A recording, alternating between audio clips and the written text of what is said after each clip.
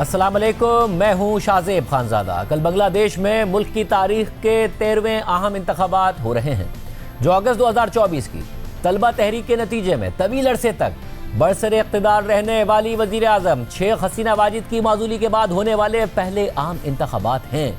इन इंतखाबात के दौरान पार्लियामेंट की 300 नशिस्तों के लिए वोटिंग होगी। अलबत्ता एक हल्के में उम्मीदवार के इंतकाल के बायस पोलिंग मुअत्तल कर दी गई है, जबकि बाकी 299 हलकों में वोटिंग होगी। और इन इंतखाबात में तकरीबन 12 करोड़ 70 लाख से जायद रजिस्टर्ड वोटर्स अपना हक़ राय दही इस्तेमाल करने के अहल हैं। इंतखाबी अमल के पुरअमन इनकाद को यकीनी बनाने के लिए बांग्लादेश भर में 1,57,000 से जायद पुलिस एहलकार तैनात किए गए हैं, जिनकी मुआवनत के लिए 1 लाख के करीब फौजी एहलकार और हज़ारों दीगर सिक्योरिटी एहलकार भी मुल्क भर में तैनात कर दिए गए हैं।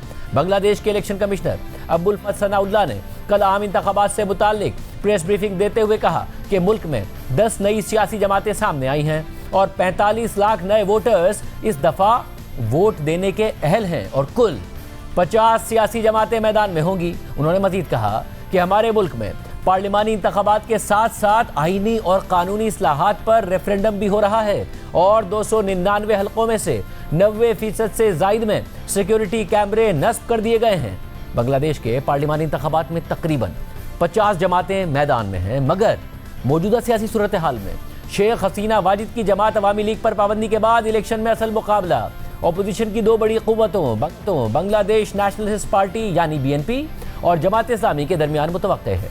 अक्सर ओपिनियन पोल्स में BNP को इंतखाबात में सबकत हासिल है। BNP की क़यादत साबिक वज़ीर आज़म खालिदा ज़िया के बेटे तारिक रहमान कर रहे हैं।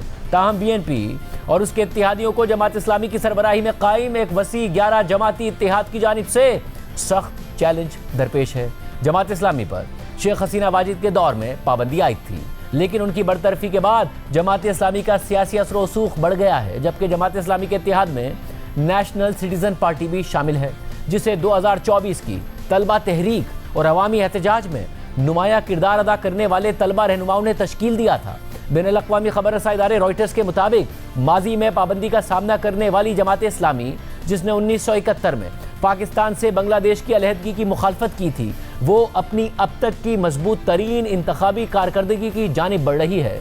बांग्लादेश के अमीर डॉक्टर शफीकुर रहमान ने एक्स पर पोस्ट करते हुए लिखा कि साबिक अमरीकी सदर बराक ओबामा ने उस वक्त यस वी कैन के नारे के साथ कामयाबी हासिल की, जब हर अखबार कह रहा था कि एक सियाफाम शख्स कभी अमेरिका का सदर नहीं बन सकता। श्रीलंका और नेपाल में एंटी करप्शन तहरीकों ने तमाम तर मुश्किलात के बावजूद बड़ी जमातों को शिकस्त दी। न्यूयॉर्क में ज़ोहरान ममदानी ने आम वोटर्स की हिमायत से कामयाबी हासिल की। जमात इस्लामी के अमीर ने मजीद लिखा कि सिर्फ 1 साल पहले मेरी जमात को गैर मौसर करार दिया जा रहा था और पेशगोई की जा रही थी कि हम बमुश्किल चंद नशिस्तें ही जीत पाएंगे। आज हमारी जमात अक्सरियत के दिहाने पर खड़ी है। ये अवाम की मर्जी है। जब अवाम मुत्तहिद हो जाएं तो उन्हें कोई नहीं रोक सकता। मेरी जमात ने धौंस या दबाव का सहारा नहीं लिया और ना ही लेगी। हमारे पास जाली वोटर्स नहीं हैं और ना ही हमें इंतखाबात में धांधली की ज़रूरत है, लेकिन ये बात वाज़ेह रहे कि अगर किसी ने अवाम का वोट चुराने या उन्हें उनके जमहूरी हक़ से महरूम करने की कोशिश की तो हम अवाम के साथ मिलकर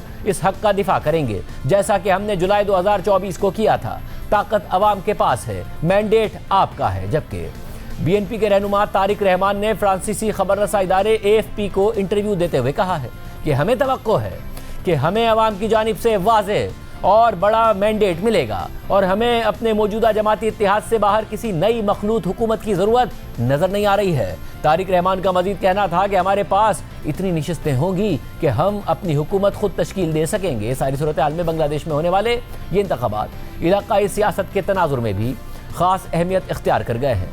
भारत, चीन और पाकिस्तान समेत खित्ते की बड़ी ताकतें बांग्लादेश की सियासी पेशरफ्त पर गहरी नज़र रखे हुए हैं, ख़ासतौर पर ऐसे वक्त में कि जब बांग्लादेश की माजूल रहनुमा शेख हसीना वाजिद खुद भारत में ही जिला वतनी की ज़िंदगी गुजार रही हैं और बांग्लादेश और भारत के ताल्लुकात तारीख की बदतरीन सतह पर पहुँच चुके हैं। ऐसे में तज्ज़ियाकारों के मुताबिक माजी में शेख हसीना वाजिद और अवामी लीग की हिमायत करने वाली भारतीय हुकूमत मौजूदा बदलती हुई सियासी सूरत हाल में अकाई और मुआशी मफादात के पेश नज़र BNP और जमात इस्लामी से रवाबित बढ़ाने की कोशिश कर रही है। इस हवाले से BBC की रिपोर्ट में लिखा है कि इंडिया अपने पड़ोसी मुल्क बांग्लादेश में 12 फरवरी को होने वाले आम इंतखाबात में गैर मामूली दिलचस्पी ले रहा है और उन्हें इस्तिराब के साथ देख रहा है। किसी पड़ोसी मुल्क में होने वाले इंतखाबात में इंडिया की ये दिलचस्पी शाज़ो नादिर ही देखने को मिलती है। इसकी बुनियादी वजह यह है कि इन इंतखाबात के नतीजे में इंडिया के लिए एक नई और गैर मामूली सूरत हाल पैदा हो सकती है। ऐसी सूरत हाल जिसका मुशाहिदा मुबस्सिरीन ने शायद गुज़िश्ता 5 दहाइयों में नहीं किया होगा। सबसे पहली हकीकत यह है कि इन इंतखाबात के नतीजे में बांग्लादेश में एक ऐसा सियासी सेटअप वजूद में आएगा जिसमें अवामी लीग मौजूद नहीं होगी। भारत जो बांग्लादेश में अवामी लीग की हुकूमत का तकरीबन आदी हो चुका था, उसके लिए ये एक नई हकीकत होगी जिसके साथ खुद को हम आहंग करने के लिए उसे तैयारी करना होगी। दूसरी बात यह है कि इंडिया को यह देखना होगा कि क्या तारिकुर रहमान की क़यादत में BNP तनहा हुकूमत बनाने में कामयाब होती है या हुकूमत साजी के अमल में जमात इस्लामी को भी शामिल करना पड़ेगा। माजी में सन 2001 से 2006 तक खालिदा जिया की क़यादत में बांग्लादेश में BNP और जमात इस्लामी की इत्तेहादी हुकूमत कायम हुई थी और यह तजर्बा भारत के लिए हरगिज़ खुशगवार नहीं रहा था। तीसरी अहम बात यह है कि अब यह हकीकत है कि जमात इस्लामी इंतखाबात के नतीजे में बनने वाली नई पार्लिमान में एक मौसर क़ुव्वत के तौर पर सामने आने वाली है, चाहे वो हुकूमत का हिस्सा हो या एक मजबूत अपोजिशन के तौर पर। यह देखना दिलचस्प होगा कि इंडिया जो बरसों से जमात इस्लामी को एक गैर एलानिया रेड लाइन करार देता रहा है, अब उस सियासी जमात के साथ किस तरह ताल्लुकात कायम करता है। शुनीद ये भी है कि भारत ने बांग्लादेश में जमात इस्लामी के साथ किसी न किसी सतह पर राब्ता कायम कर लिया है। ताहम इस बात से बढ़कर भारत को असल तशवीश यह है कि नई बांग्लादेशी हुकूमत शुमाल मशरिकी इंडिया की सलामती के बारे में क्या मौक़िफ़ इख्तियार करती है। भारत में मौजूद मुबस्सिरीन का कहना है कि यह एक हसास मसला है जिस पर इंडिया किसी किस्म का समझौता नहीं करेगा। तज्ज़ियाकारों के मुताबिक इस बार बांग्लादेश में वो सूरत हाल पैदा होती नज़र नहीं आती जो पिछले 3 इंतखाबात में इंडिया के खिलाफ किसी न किसी दर्जे की मुदाखलत की शक्ल में सामने आती रही है।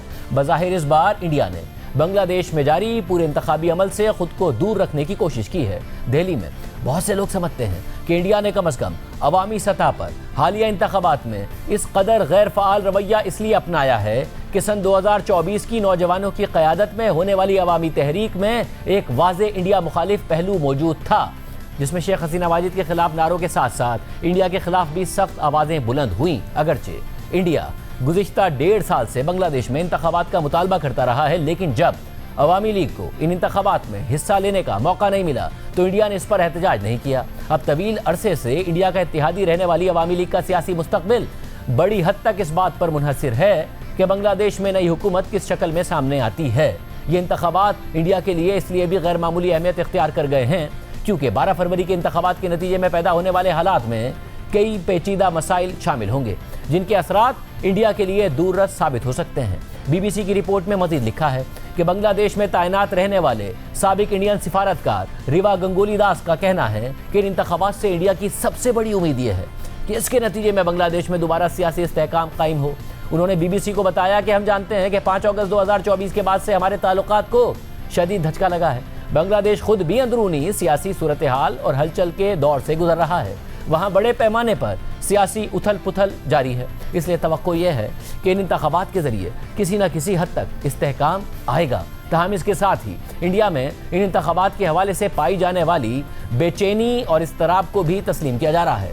OP जिंदाल ग्लोबल यूनिवर्सिटी से मुंसलिक प्रोफेसर और बैनुल अक़वामी ताल्लुकात की माहिर डॉक्टर श्री पर्ना पाठक के मुताबिक ये वक्त बहुत ज़्यादा तवक्कात और बेचैनी का है क्योंकि पिछले 10-15 सालों में ऐसी सूरत हाल का सामना ना तो इंडिया को करना पड़ा और ना ही बांग्लादेश को करना पड़ा। उन्होंने मज़ीद कहा कि दर हकीकत अवामी लीग के जाने के बाद एक सियासी खला पैदा हो गया है। किसी को मालूम नहीं है कि जमात इस्लामी आएगी या कौन सा इत्तेहाद तश्कील पाएगा। इसके बाद इंडिया के शुमाल मशरिकी खित्ते की सिक्योरिटी का सवाल भी है। यही वजह है कि इतने सवालात उठ रहे हैं, इतनी तवज्जो दी जा रही है, इसलिए आने वाले दिन यकीनन दिलचस्प होंगे। रिपोर्ट में मज़ीद लिखा है कि शेख हसीना वाजिद के तकरीबन 16 साला दौरे इक़्तिदार में इंडिया के लिए सबसे बड़ी राहत ये रही कि शुमाल मशरिकी इंडिया के मुसल्लह अलहदगी पसंद गिरोहों को बांग्लादेशी सरजमीन पर कोई पनाह नहीं मिली।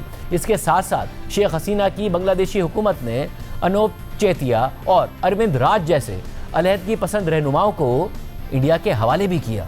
लेकिन इंडिया यकीनी तौर पर इस बात पर गहरी नज़र रखेगा कि नई बांग्लादेशी हुकूमत इस मामले पर क्या मौक़िफ़ इख्तियार करती है। Manohar Parrikar institute of defence studies and analysis Delhi से मुंसलिक सीनियर फेलो स्मृति पटनायक का कहना है कि शुमाल मशरकी इंडिया की सलामती के मामले में इंडिया किसी किस्म की नरमी नहीं दिखाएगा। स्मृति पटनायक ने बीबीसी से बात करते हुए कहा कि मुझे बखूबी इल्म है कि ये बात बांग्लादेश के तमाम स्टेक होल्डर्स तक पहुंचा दी गई है कि इस मामले में किसी किस्म का समझौता मुमकिन नहीं है। आप पाकिस्तान के साथ जो भी ताल्लुकात रखना चाहते हैं रख सकते हैं, आप उन्हें बांग्लादेश में बगैर सिक्योरिटी क्लियरेंस के भी ला सकते हैं, इसमें भी कोई मसला नहीं है, लेकिन ये सब शुमाल मशरकी इंडिया की सलामती की कीमत पर नहीं होना चाहिए। रिपोर्ट में दोनों ममालिक के ताल्लुकात के मुस्तकबिल से मुतालिक लिखा है कि अगरचे इंडिया में ज़रूरत पड़ने पर जमात इस्लामी के साथ ताल्लुकात कायम करने की जहनी तैयारी मौजूद है, लेकिन सब जानते हैं कि मौजूदा सूरत हाल में इंडिया की पहली तरजीह बीएनपी है।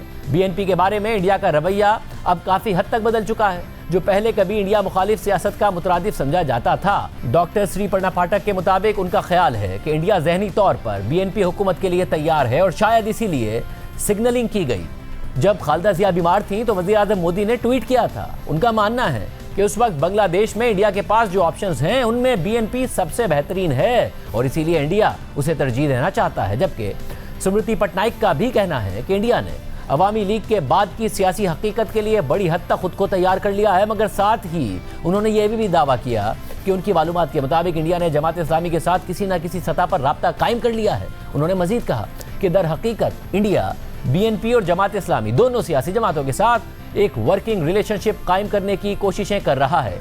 स्मृति पटनायक के मुताबिक ये एक निहायत अहम बात है। मेरा मतलब है कि हम ये दिखाना चाहते हैं कि हम सिर्फ अवामी लीग तक महदूद नहीं है, बल्कि अगर कोई भी जमात अवामी वोट से जीतकर इख्तिदार में आती है तो हम उसके साथ काम करेंगे। इसी तनाजुर में जमात इस्लामी के साथ एक मुलाकात भी हुई, वो भी सरकारी सतह पर। वाज़ेह रहे कि चंद रोज़ पहले जमात इस्लामी के अमीर शफीकुर रहमान ने खबर रसाई इदारे रॉयटर्स को दिए गए अपने एक इंटरव्यू में दावा किया था कि एक इंडियन सिफारतकार उनसे मुलाकात के लिए आए थे और इंडिया ने दरख्वास्त की थी कि इस मुलाकात को खुफिया रखा जाए। इंडिया ने इस दावे की ना तस्दीक की और ना ही तरदीद की, ताहम मुख्तलिफ इशारे इस बात का इजहार करते हैं कि इंडिया ने जमात इस्लामी की क़यादत के साथ एक निहायत खामोश और खुफिया ताल्लुक़ कायम कर लिया है। अब सवाल यह है कि क्या इंडिया जमात इस्लामी के बारे में अपना पुराना मौक़िफ़ बदल रहा है, जिसे बरसों तक एक गैर एलानिया रेड लाइन समझा जाता रहा है। साबिक इंडियन सिफारतकार रिवा गंगुली दास का कहना है कि जमात इस्लामी 2001 में बांग्लादेश में हुकूमत का हिस्सा थी और काबीना में उनके 2 वज़ीर भी थे और मैं उस वक्त बांग्लादेश में ही तैनात था। उन्होंने मज़ीद कहा कि फितरी तौर पर ताल्लुकात का एक अमली पहलू यह है कि हमें एक दूसरे के साथ काम करना पड़ता है। हम पड़ोसी हैं और हम अपने पड़ोसी नहीं बदल सकते। इंडियन हुकूमत पहले ही कह चुकी है कि चाहे कोई भी इख्तिदार में आए, इंडिया उसके साथ काम करने के लिए तैयार है। इंडिया की असल ख्वाहिश अब यह है कि इंतखाबात के बाद बनने वाली हुकूमत से यकीन दहानी हासिल हो और मामलात आगे बढ़ें, ना कि उबूरी हुकूमत की तरह गैर यकीनी की कैफियत बरकरार रहे। इसी पस मंज़र में इंडिया के मुबस्सिरीन इस बात पर मुत्तफ़िक़ हैं कि बांग्लादेश में जो भी मुंतखब हुकूमत आए, अगर वो कम अज़ कम शुमाल मशरकी इंडिया के सलामती के खदशात को दूर करने के लिए तैयार हो जाए तो इंडिया को उसके साथ मुकम्मल ताल्लुकात कायम करने में कोई मसला नहीं होगा। शेख हसीना वाजिद की जमात पर पाबंदी के बाद आम इंतखाबात के सिलसिले में बांग्लादेश में क्या सूरत हाल है और किस जमात का पलड़ा भारी है और ये इंतखाबात माजी की निस्बत कितने मुख्तलिफ हैं, इस हवाले से बैनुल-अक़वामी खबर रसा इदारे रॉयटर्स की रिपोर्ट के मुताबिक साबिक वज़ीर आज़म शेख हसीना वाजिद के दौर में कई बरसों तक बांग्लादेश की अपोजिशन जमातें इंतखाबात के दौरान सड़कों पर नजर नहीं आई थी। या तो वो इंतखाबात का बायकॉट करती थीं या उसके सीनियर रहनुमाओं को बड़ी तादाद में गिरफ्तार करके सियासी अमल से बाहर कर दिया जाता था। लेकिन अब जुमेरात को होने वाले इलेक्शन से पहले हालात बिल्कुल बदल चुके हैं। शेख हसीना की जमात अवामी लीग पर पाबंदी आयद है। ताहम 2024 की बगावत में शेख हसीना की हुकूमत का तख्ता उलटने वाले बहुत से नौजवानों का कहना है कि ये इलेक्शन मुस्लिम अक्सरियती मुल्क में 2009 के बाद पहला हकीकी और मुकाबले वाला इलेक्शन होगा। रिपोर्ट में मज़ीद लिखा है कि इन इंतखाबात में बांग्लादेश नेशनलिस्ट पार्टी के जीतने की तवक्को की जा रही है। ताहम जमात इस्लामी की क़यादत में कायम इत्तेहाद भी सख्त मुकाबला पेश कर रहा है। 30 साल से कम उम्र जेनजी कारकुनों पर मुश्तमिल एक नई जमात अब जमात इस्लामी के साथ इत्तेहाद कर चुकी है, जो शेख हसीना वाजिद मुखालिफ सड़कों की तहरीक को इंतखाबी हिमायत में तब्दील करने में नाकाम रही। बीएनपी के सरबराह तारिक रहमान ने रॉयटर्स को बताया कि उनकी जमात को इतनी नशिस्तें हासिल होने का यकीन है कि वो हुकूमत बना सकेंगे। तज्ज़ियाकारों के मुताबिक 12 फरवरी के इंतखाबात में किसी मुनक़सिम फैसले के बजाय वाज़े नतीजा आना 17 करोड़ 50 लाख आबादी वाले मुल्क में इस्तेहकाम की बहाली के लिए निहायत जरूरी है। शेख हसीना वाजिद की बरतरफी के बाद कई माह तक बेअमनी रही, जिससे बड़े सनती शोबे मुतासिर हुए, जिनमें मलबूसात की सनत भी शामिल है, जहां बांग्लादेश दुनिया का दूसरा सबसे बड़ा एक्सपोर्टर है। इन इलेक्शंस के असरात जनूबी एशियाई मुल्क बांग्लादेश में इलाकाई हरीफ ताकतों चीन और भारत के किरदार पर भी मुरत्तिब होंगे। ढाका में कायम सेंटर फॉर गवर्नेंस स्टडीज के एग्जीक्यूटिव डायरेक्टर परवेज करीम अब्बासी का कहना है कि राय आमा के जायजों यानी ओपिनियन पोल से जाहिर होता है कि बीएनपी को बढ़तरी हासिल है। ताहम ये बात याद रखना जरूरी है कि वोटर्स की एक बड़ी तादाद अब भी कोई फैसला नहीं कर पाई है। उनके मुताबिक कई अवामिल इंतखाबी नताइज पर असरअंदाज होंगे, जिनमें यह भी शामिल है कि जेन जी किस तरह वोट देती है। ये तबका कुल वोटर्स का तकरीबन 1/4 हिस्सा है और उसके फैसले खासी अहमियत रखते हैं। पूरे बांग्लादेश में बीएनपी और जमात इस्लामी के इंतखाबी निशान वाले सियाह और सफेद पोस्टर्स और बैनर्स बिजली के खंभों और दरख्तों से लटके हुए हैं और सड़क किनारे दीवारों पर चस्पा कर दिए गए हैं, जबकि मुतअद्दिद आज़ाद उम्मीदवारों के पोस्टर्स भी साथ नजर आते हैं। गलियों के कोनों पर कायम पार्टी कैंप्स बुलंद आवाज में इंतखाबी नगमे चला रहे हैं। ये सूरत हाल माजी के इंतखाबात के बिल्कुल बरक्स है, जब अवामी लीग का इंतखाबी निशान हर तरफ नुमाया तौर पर नजर आता था। ओपिनियन पोल्स के मुताबिक जमात इस्लामी इस बार अपनी तारीख की बेहतरीन इंतखाबी कारकर्दगी दिखा सकती है, अगरचे उसके जीतने की तवक्को नहीं की जा रही है। वाज़ेह है कि बांग्लादेश में जमात इस्लामी पर माजी में पाबंदी आयद रही है, क्योंकि उसने पाकिस्तान से बांग्लादेश की 1971 में भारत की हिमायत से हासिल होने वाली अलहदगी की मुखालफत की थी। रिपोर्ट में मजीद लिखा है कि तज्जियाकारों के मुताबिक हालिया इंतखाबात के नताइज आइंदा बरसों में बांग्लादेश में चीन और भारत के किरदार पर भी असरअंदाज होंगे। चीन ने बांग्लादेश में अपना असर रसूख बढ़ा दिया है, खासतौर पर शेख हसीना वाजिद की भारत जिला वतनी के बाद। दूसरी जानिब बांग्लादेश में भारत का असर कमजोर पड़ता दिखाई दे रहा है। ताहम बास तज्जियाकारों के मुताबिक बांग्लादेश नेशनलिस्ट पार्टी जमात इस्लामी के मुकाबले में भारत के साथ निस्बतन ज्यादा हम आहंग समझी जाती है। तज्जियाकारों का मानना है कि अगर जमात इस्लामी की क़यादत में हुकूमत बनी तो वो पाकिस्तान के ज़्यादा करीब जा सकती है, जो एक मुस्लिम अक्सरियती मुल्क है और हिंदू अक्सरियती भारत का देरीना हरीफ है। जबकि जमात इस्लामी की इत्तिहादी जेन जी जमात का कहना है कि बांग्लादेश में भारत की बालादस्ती उसके अहम खदशात में शामिल है और इस जमात के रहनुमाओं की हाल ही में चीनी सिफारतकारों से मुलाकातें भी हुई हैं। जमात इस्लामी जो इस्लामी उसूलों पर मबनी मुआशरे के क़याम की बात करती है, उसका कहना है कि पार्टी किसी भी मुल्क की तरफ माइल नहीं है। जबकि बीएनपी के तारिक रहमान ने कहा है कि अगर उनकी जमात हुकूमत बनाती है तो वो हर उस मुल्क के साथ दोस्ताना ताल्लुकात कायम करेगी जो बांग्लादेशी अवाम और मुल्क के लिए मुनासिब मौक़े फराहम करे। ढाका में कायम तहकीकाती इदारों, कम्युनिकेशन एंड रिसर्च फाउंडेशन और Bangladesh election and public opinion studies के सर्वे के मुताबिक बांग्लादेशी वोटर्स के लिए करप्शन सबसे बड़ा मसला है, जिसके बाद महंगाई आती है। तज्जियाकारों के मुताबिक बांग्लादेश में जमात इस्लामी का क्लीन इमेज उनके हक में उनके इस्लामी नजरियात से कहीं ज्यादा अहम अंसर है। ताहम साबिक वजीर आजम बेगम खालिदा जिया के बेटे और बीएनपी के रहनुमा तारिक रहमान अगली हुकूमत के मुमकिना सरबराह के तौर पर सबसे आगे समझे जाते हैं। लेकिन अगर जमात इस्लामी की क़यादत में इत्तिहाद बढ़तरी हासिल कर लेता है तो जमात इस्लामी के अमीर शफीकुर रहमान आला ओहदे के लिए मुमकिन उम्मीदवार हो सकते हैं। बांग्लादेश में बीएनपी और जमात इस्लामी दोनों ही मजबूत पोजीशन का दावा कर रही हैं। ऐसे में ज़मीनी हक़ाइक़ क्या हैं? गुज़िश्ता इंतख़ाबात की तरह इस दफ़ा भी धांधली के हवाले से अवामी तासुरात क्या हैं? नौजवान वोटर्स के इजाफे के बाद वोटर टर्नआउट में कितना इजाफा हो सकता है? इस हवाले से बात करेंगे। हमारे साथ बांग्लादेश से मौजूद हैं जियो न्यूज़ के नुमाइंदा खुसूसी एजाज सैयद साहब। एजाज सैयद साहब, बहुत शुक्रिया मुझे ज्वाइन करने के लिए। बांग्लादेश नेशनलिस्ट पार्टी के तारिक रहमान और जमात इस्लामी के डॉक्टर शफीकुर रहमान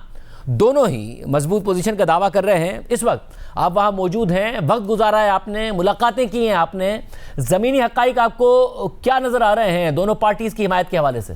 शाहजेब, बहुत बहुत शुक्रिया शाहजेब। सबसे पहले तो मैं आपको ये बताऊंगा कि मैं खड़ा कहाँ हूँ। बड़ी यादगार जगह है, बड़ी हिस्टोरिक जगह है और ये जगह है जनरेशन जी की शोहदा के नाम की जगह। इस जगह को शाहबाग चौक कहा जाता था, लेकिन 1 जुलाई 2024 से 5 अगस्त 2024 के दरमियान 36 दिनों के दरमियान जो वाकयात हुए, उन वाकयात में कमोबेश 1450 तलबा और तालिबात की हलाकतों या शहादतों की खबरें आई।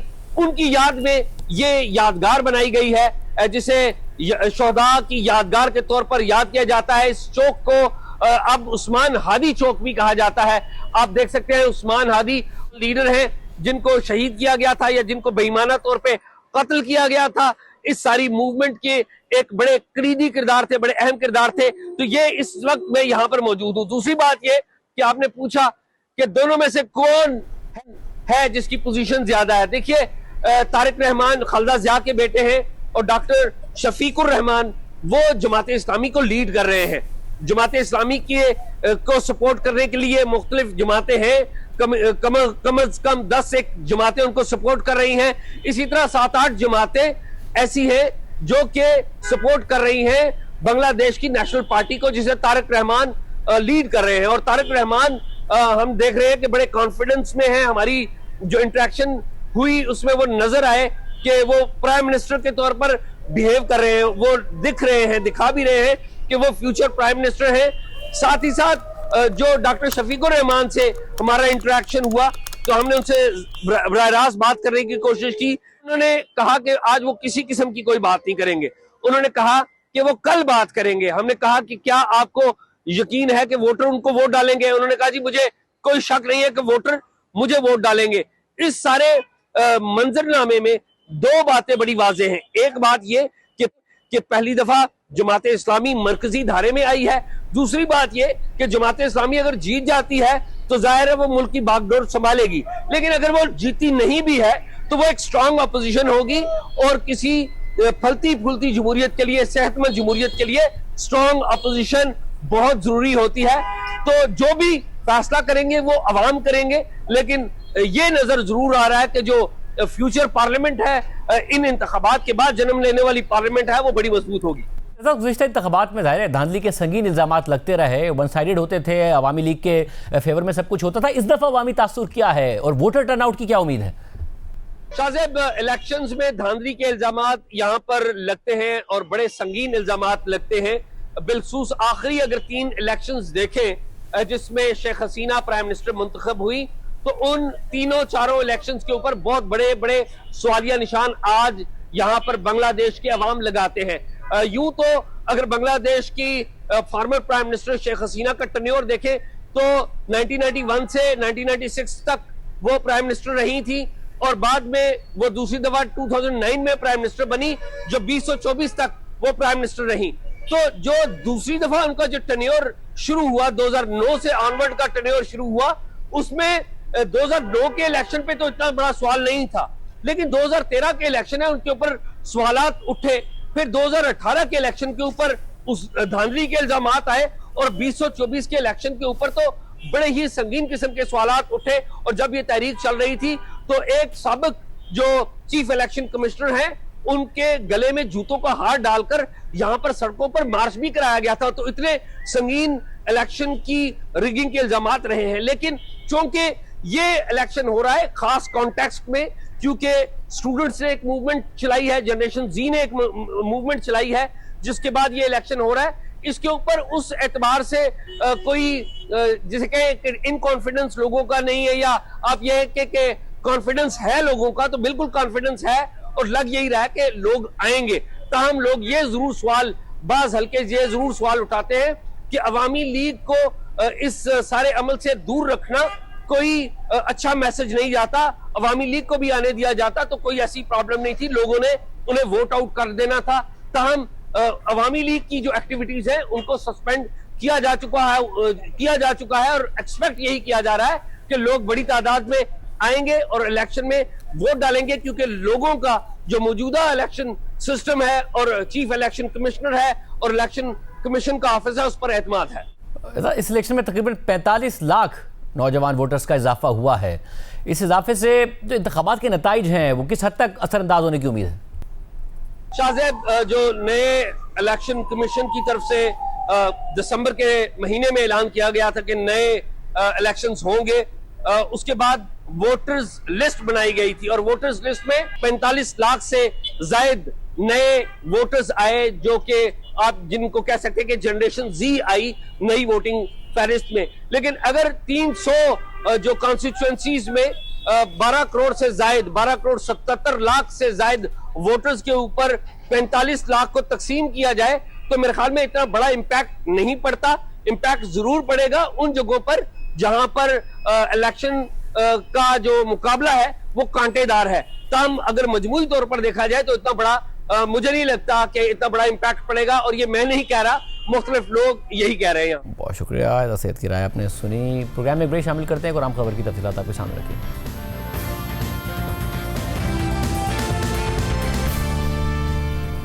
T20 वर्ल्ड कप में जनूबी अफ्रीका और अफगानिस्तान के दरमियान आज खेला गया मैच क्रिकेट की तारीख के यादगार तरीन मैचेस में से एक बन गया है और T20 की तारीख का बेहतरीन मैच करार दिया जा रहा है। ये मैच इतना सनसनीखेज था कि एक नहीं बल्कि 2 सुपर ओवर्स के बाद फातेह टीम का फैसला हुआ और आखिरी सुपर ओवर की आखिरी गेंद तक भी किसी एक टीम की फतह या शिकस्त का अंदाजा लगाना मुश्किल हो रहा था। भारतीय शहर अहमदाबाद के नरेंद्र मोदी स्टेडियम में होने वाले इस मैच में अफगानिस्तान ने टॉस जीतकर पहले फील्डिंग का फैसला किया। फिर जनूबी अफ्रीका ने पहले बैटिंग करते हुए 20 ओवर्स में 6 विकेटों के नुकसान पर 187 रन बनाए। फिर जब अफगानिस्तान की बैटिंग शुरू हुई तो ओपनर रहमानुल्लाह गुरबाज ने बेहतरीन आगाज फराहम किया। पावर प्ले में जारहाना अंदाज में खेलते हुए तेजी से रन बनाए, मगर गुरबाज का आउट होना अफगानिस्तान के लिए बड़ा धचका साबित हुआ। इसके बाद वक्फे से विकेटें गिरती चली गई, ताहम अफगान खिलाड़ी मैच को आखिरी ओवर तक ले जाने में कामयाब हो गए। आखिरी ओवर में अफगानिस्तान को 13 रन की जरूरत थी और उनकी आखिरी विकेट बची हुई थी और रबादा की पहली ही गेंद पर अफगान बैटर नूर अहमद कैच आउट हो गए, लेकिन अंपायर ने उसे नो बॉल करार दे दिया। अफगानिस्तान को 1 रन भी मिल गया, फ्री हिट भी मिल गई। रबादा ने अब एक वाइड बॉल करा दी और अफगानिस्तान को एक और रन दे दिया। फिर 6 गेंदों पर अफगानिस्तान को 11 रन चाहिए थे और फ्री हिट अभी बाकी थी, लेकिन देखिए फिर कैसे अफगानिस्तान मैच जीत स्कोर बराबर कराने में ही कामयाब हो सका और मैच टाई हो गया। फिर पहले सुपर ओवर में अफगानिस्तान की तरफ से दोनों ओपनर अजमतुल्लाह उमरजई और रहमानुल्लाह गुरबाज मैदान में उतरे और अफगानिस्तान ने 17 रन बनाए और जनूबी अफ्रीका को 6 गेंदों पर 18 रन का हदफ दिया। और फिर कैसे पहला सुपर ओवर भी टाई पर खत्म हुआ। आखिरी बॉल पर छक्का लगा। यूं पहले सुपर ओवर में भी मैच का फैसला ना हो सका और फिर एक और सुपर ओवर कराया गया। इस दफा पहले जनूबी अफ्रीका ने बैटिंग की और 23 रन बना लिए। जनूबी अफ्रीका के 24 रन का हदफ हासिल करने के लिए अफगानिस्तान की तरफ से मोहम्मद नबी और अजमतुल्लाह उमरजई को क्रीज पर भेजा गया और इस दफा जनूबी अफ्रीका ने स्पिनर महाराज से ओवर करवाया। उन्होंने मोहम्मद नबी को पहली गेंद ही डॉट करवा दी और दूसरी गेंद पर मोहम्मद नबी कैच आउट हो गए। अब 4 गेंदों पर अफगानिस्तान को 24 रन दरकार थे, यानी हर बॉल पर 6 रन चाहिए थे और अब जनूबी अफ्रीका की जीत यकीनी लग रही थी, मगर नए आने वाले अफगान बैटर रहमानुल्लाह गुरबाज ने अगली 3 गेंदों पर लगातार 3 छक्के लगा दिए और अफगानिस्तान को नई उम्मीद दिला दी। अहम बात यह है कि आज के मैच से पहले क्रिकेट की तारीख में किसी एक मैच में 2 दफ़ा सुपर ओवर्स करवाने का मौका एक ही दफ़ा देखने में आ चुका है। यह मैच जनवरी 2024 में भारत और अफगानिस्तान के दरमियान हुआ था और तब भी दूसरे सुपर ओवर में अफगानिस्तान को ही शिकस्त हुई थी। अब अफगानिस्तान T20 वर्ल्ड कप में अपने दोनों मैचेस हार चुका है और उस ग्रुप में न्यूजीलैंड और जनूबी अफ्रीका 2-2 मैचेस जीतकर 4-4 पॉइंट्स के साथ सरे फहरिस्त हैं। हमारे साथ मौजूद हैं साबिक टेस्ट क्रिकेटर सिकंदर बख्त और क्रिकेटर अहमद शहजाद। आप दोनों का बहुत शुक्रिया। सिक्कू भाई, बैड लकी कहा जा सकता है अफगानिस्तान का, क्योंकि जब इतना आखिर तक आखिरी बॉल तक मुकाबला हो रहा हो तो क्या कोई जिम्मेदारी डाली जा सकती है किसी प्लेयर पर, किसी इंडिविजुअल पर, या बस बैड लक था? देखिए, बहुत अच्छा खेले, बगैर किसी शक के तारीफ करनी पड़ेगी हमें, इसलिए कि जो साउथ अफ्रीकन हैं वो बहुत एक्सपीरियंस टीम है, बड़ी टीम है मुकाबले में अफगानिस्तान के। मगर अफगानिस्तान जो है हर दफा हर टूर्नामेंट में कुछ ना कुछ एक एक्साइटिंग चीज क्रिएट कर देता है। मगर सवाल यहाँ पे पैदा होता है कि जैसे आपने अभी कहा ना कि किसी को ब्लेम करना चाहिए, मैं ब्लेम नहीं करूंगा, सिर्फ मैं सोच रहा हूँ कि व्हाई नॉट राशिद खान ने क्यों नहीं गेंद कराई? दुनिया का सबसे बड़ा बॉलर समझा जाता है, उसको सबसे ज्यादा कहते हैं कि ये सबसे अच्छा दुनिया का बॉलर है, उसको जरूर आके कराना चाहिए था। क्या वो डरते हैं? क्या वो डर गए कि मेरे पर इल्जाम ना आ जाए? अगरचे वो बड़े अच्छा तेज गेंद करते हैं, अगर चाहते तो वो आकर कुछ ना कुछ असर या डिफरेंस पैदा कर सकते थे। तो जो मेरा जाती राय वो है कि किसी एक जगह पे मुझे राशिद खान को बॉलिंग करते देखना चाहता था, मगर वो नहीं देख सका। 2 चीजें मैं जरूर कहूंगा कि एक तो शॉर्ट गेंद है, मुझे नहीं समझ में आता कि ये जो बॉलर्स हैं क्या ये यॉर्कर्स की प्रैक्टिस नहीं करते प्रॉपर? हमारी टीम भी करती है नहीं करती मुझे नहीं पता। इनको प्रॉपर यॉर्कर की प्रैक्टिसें करनी चाहिए, 50-50 गेंदें करनी चाहिए, जब जाकर उनका यॉर्कर पक्का होगा। आजकल की क्रिकेट में इतनी पिटाई होती है, उसमें yorker is the only ball जिसमें आप सर्वाइव कर सकते हैं। और अहमद, आप कहिएगा, आप किस तरीके से देख रहे हैं? जबरदस्त मुकाबला हुआ, 2 सुपर ओवर्स हुए, आखिरी बॉल तक मुकाबला हुआ। हाँ, मतलब पूरी कोशिश की अफगानिस्तान ने कि हम ना जीतें, बाकी पूरी कोशिश की साउथ अफ्रीका ने भी कि आप लोग जीत जाएं। अब कहने का मकसद ये है कि अफगानिस्तान के बारे में हम हमेशा कह रहे थे कि नंबर 2 पे ये टीम आ रही है, ये बड़ा अच्छा खेल रही है, तेजी से ऊपर आ रही है। और लेकिन अगर आप इनके आखिरी 2-3 आउटिंग्स देखेंगे, वर्ल्ड कप्स की भी, लास्ट भी, ये भी बड़ा डिसअपॉइंट कर रहे हैं। कोई सीख नहीं रहे हैं अभी तक। इनको और ज़्यादा ग्रूम हो जाना चाहिए था। जिस तरह के यंगस्टर्स इनके पास आ रहे थे और जो एज ए टीम ये खेलते हुए नज़र आ रहे थे, वो चीज़ और बढ़नी चाहिए थी, लेकिन हमें वो डिप नज़र आ रही है इस दफ़ा भी। शायद ये लीग्स की वजह से भी है, क्योंकि लीग्स इतनी खेल रहे हैं इनके प्लेयर्स, कुछ जो सीनियर्स हैं, इम्पैक्ट प्लेयर्स हैं, कि वो ज़्यादातर कैंप के साथ ट्रैवल करते नहीं हैं। और फिर वो इंडिविजुअल्स तो बड़े बन गए हैं, लेकिन अगर कप्तान उनको अंदर फिर ठीक तरीके से यूटिलाइज नहीं करेगा उनको, तो फिर मार खाएंगे। अब जिस तरह आप मुझे बताइए, ये हमने सुबह भी बात की है, हाउ कैन एक सुपर ओवर के अंदर 18 स्कोर करने पहले सुपर ओवर में राशिद खान बॉलिंग नहीं कर रहा। मतलब मेरी समझ में नहीं आता है कि दुनिया का सबसे महंगा बॉलर है, वेस्ट के प्लेयर खेल रहे हैं जिनको ऑलरेडी जो है ना गुगली समझने में नहीं आती है, तो क्यों और कहाँ छुपे रह गए? ये किसका डिसीजन था? कोच का, कैप्टन का, या राशिद का खुद का? ये आई थिंक उनका क्रिकेट बोर्ड इन्वेस्टिगेट करेगा और राइट रीजन पूछेगा कि क्या इसमें गीदर सिंह थी कि राशिद ने ओवर नहीं की। और फिर आप दूसरी दफा देखें कि वो साउथ अफ्रीकन समझ गए, उन्होंने स्पिनर से ओवर कराया, लेकिन अगले सुपर ओवर में भी ये नहीं समझे, फास्ट बॉलर की पिटाई होने के बावजूद भी उन्होंने फास्ट बॉलर से ही ओवर कराया, उमर जई से ओवर कराया। ठीक, तो उसको फिर जो है ना पड़ गए। फिर एक तो ये ब्लंडर, फिर दूसरा ब्लंडर मैं आपको बताता हूँ, बड़ा इंपॉर्टेंट होता है कि एक ही ओवर सुपर ओवर में होता है आपका बेस्ट प्लेयर जो है ना, साउथ अफ्रीका समझ तो गए थे, मगर महाराज को मार तो बहुत पड़ी है, तो लास्ट बॉल तक बात चली गई थी।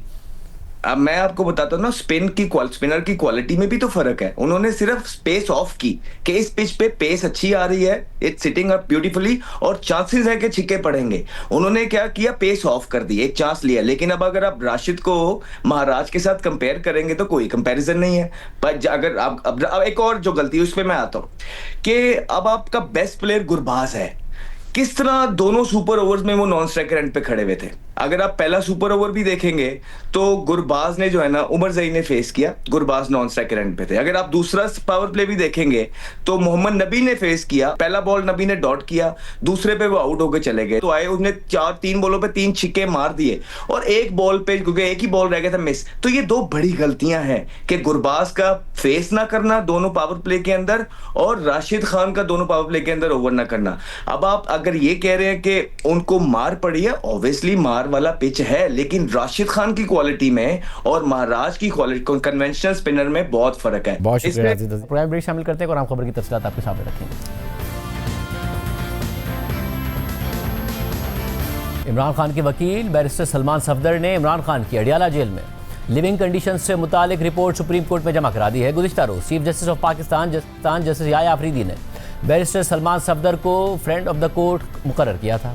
आज रिपोर्ट जमा करवाने के बाद मीडिया से गुफ्तगू करते हुए बैरिस्टर सलमान सफदर ने कहा कि कल इमरान खान से मुलाकात हुई और इमरान खान के सेल का भी दौरा किया। इमरान खान की सेहत से मुतालिक मैंने कल हरगिज़ कोई बयान नहीं दिया। अगर ठीक को मिस इंटरप्रेट किया है तो ये बहुत अनफॉर्चुनेट है। मैं सिर्फ इतना ही बता सकता हूँ कि रिपोर्ट 7 सफ़हात और 22 पैराग्राफ्स पर मुश्तमिल है। कल मैंने इमरान खान साहब से सुप्रीम कोर्ट के ऑर्डर के बाद कंप्लाइंस उसकी हुई और मेरी इमरान खान साहब से मुलाकात भी हुई और मैंने उनका सेल का भी मुआयना किया। अलीमा आफा सलमान अकरम राजा साहब, मैंने उनको हरगिज़ इमरान खान साहब की सेहत के मुतल्लिक कुछ भी आगाही कल नहीं दी। उससे मंसूब जो मैंने इमरान खान साहब की हेल्थ के ऊपर कल कोई स्टेटमेंट नहीं दी, मैंने कल कोई बयान नहीं दिया, हरगिज़ नहीं दिया। 3 घंटे की मुलाकात और बाहर निकल के अगर किसी ने ठीक को मिस इंटरप्रेट किया है तो ये मेरा ख्याल है मिस रिपोर्टिंग है and this is unfortunate. Report has been submitted.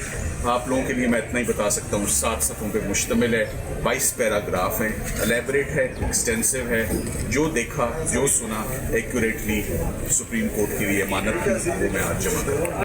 Salman Safdar ये वजाहत दे रहे हैं कि उन्होंने कल इमरान खान की सेहत से मुतालिक कोई बात नहीं की। अडियाला जेल में इमरान खान से मुलाकात के बाद देखिए उन्होंने मीडिया से क्या गुफ्तगू की थी। सर मुलाकात होगी है सर? मुलाकात जी हो गई है बिल्कुल। और कितना दौरानिया रहा है? आप देखिए नहीं, मैं 3 घंटे के बाद 3.5 घंटे के बाद बाहर निकला हूँ, तो जैसे सुप्रीम कोर्ट का हुक्म था उसके मुताबिक मुलाकात करवा दी गई है। फुल एक्सेस मिली है सर आपको? जी वो हो गया। सेल तक गए हैं सर आप?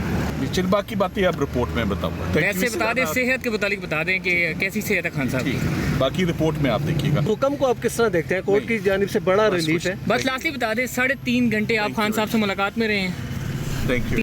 सलमान सफदर की इस गुफ्तगू की वजह से पीटीआई के सेक्रेटरी इत्तलात शेख वकास अकरम भी कन्फ्यूजन का शिकार हो गए और रात गए। उन्होंने अपने एक्स अकाउंट पर लिखा कि बैरिस्टर सलमान सफदर जिस वक्त अडियाला जेल में खान साहब से मुलाकात करके बाहर आए और गाड़ी में बैठे बैठे मीडिया से गुफ्तगू की तो शायद उजलत में उन्होंने मीडिया में इमरान खान की सेहत के हवाले से जो सवाल हुआ उसका जवाब ये दे के कहा कि ठीक है, गौर से क्लिप सुने, क्योंकि सलमान सफदर ही वो वाहिद शख्स हैं जो खान साहब से मिले हैं और उन्हें देख के आए हैं, तो उन्हें जल्द इस पर अपना वाज़ेह बयान देना चाहिए। इसके बावजूद कि इस क्लिप में उन्होंने खान साहब की सेहत के हवाले से जवाब में कहा कि ठीक है, मैंने फिर भी वो क्लिप इसलिए डिलीट कर दिया ताकि बुशरा बीबी की फैमिली की मुलाकात के बाद जो उनकी बहन का बयान आया है और हमारे बयान से लोगों में कोई कन्फ्यूजन ना फैले।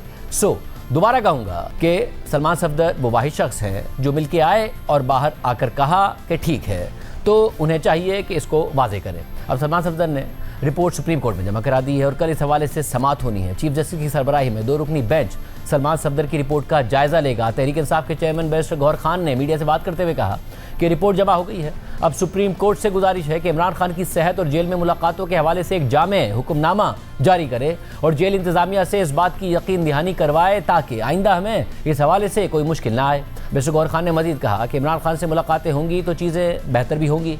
रिपोर्ट जमा हो गई है। मैं सुप्रीम कोर्ट से रिक्वेस्ट करूंगा, इल्तिजा करूंगा, खान साहब को डॉक्टर का एक्सेस हो, उसकी फैमिली का एक्सेस हो, वकला का एक्सेस हो, उनके जो लीडर्स है उनका एक्सेस हो, खान साहब के बच्चों से बात हो। ये जेल मैनुअल्स के मुताबिक है, तो मैं चीफ जस्टिस से रिक्वेस्ट करूंगा ताकि फ्यूचर में ये मसाइल ना आ जाए और ये कमिटमेंट ले ले जेल इंतजामिया से और प्रोसिक्यूशन से कि आइंदा एटलीस्ट हमें इन चीजों में मुश्किलात नहीं आएगी। लेकिन supreme court once and for all ऐसा कंप्रेहेंसिव ऑर्डर करे ताकि ये धरने भी खत्म हो जाए, ये मसाइल भी खत्म हो और खान साहब के साथ जब मुलाकातें होगी तो चीजें बेहतर भी हो जाए।